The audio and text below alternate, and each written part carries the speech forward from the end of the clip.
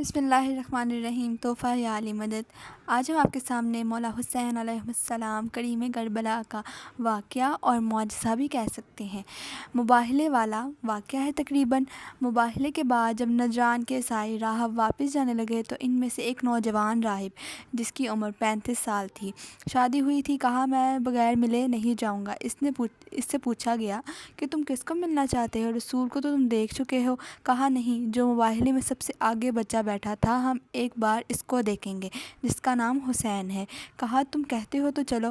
امام حسین علیہ السلام مسجد نبوی میں رسول خدا کی گود میں کھڑے تھے، پیر زانوں پر تھے، ایک ہاتھ رسول اللہ کی گردن پر تھا، دوسرے ہاتھ سے ریش مبارک پر ننھے ننھے ہاتھ پھیر رہے تھے۔ راہب نے کہا رسول اللہ، ہم واپس جا رہے ہیں، آپ کو الوداع کہنے آئے ہیں، لیکن ہم چاہتے ہیں کہ آپ ہمارے لیے دعا کریں۔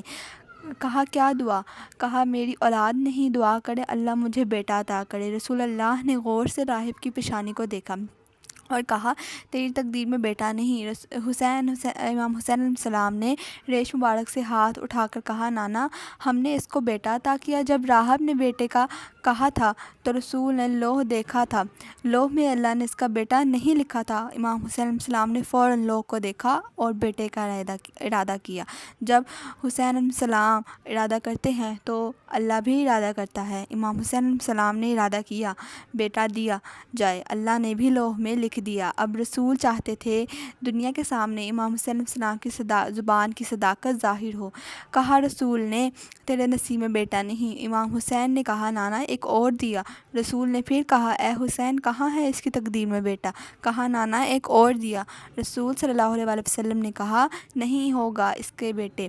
امام حسین نے کہا ایک اور دیا۔ 7 بیٹوں پر جبرائیل آ گئے، کہا نہیں نہ کہیں، اللہ کہہ رہا ہے اگر قیامت تک حسین کہتے رہے تو راہب کو بیٹے ملتے رہیں گے۔ سبحان اللہ، اللہ اکبر۔ جب امام ارادہ کر لے امام حسین تو پھر جس کے نصیب میں کچھ بھی نہیں، امام اس کو وہ بھی عطا کر دیتے ہیں۔ کریم کربلا ہیں، ہم سب کی یہ دعا ہے اور میں التجا کرتی ہوں کہ امام حسین جتنے بھی لوگ دیکھ رہے ہیں اور جو نہیں بھی دیکھ رہے ہیں، جو سن رہے ہیں، اللہ ان سب کو کرب و بلا کی زیارت نصیب فرمائے، آمین۔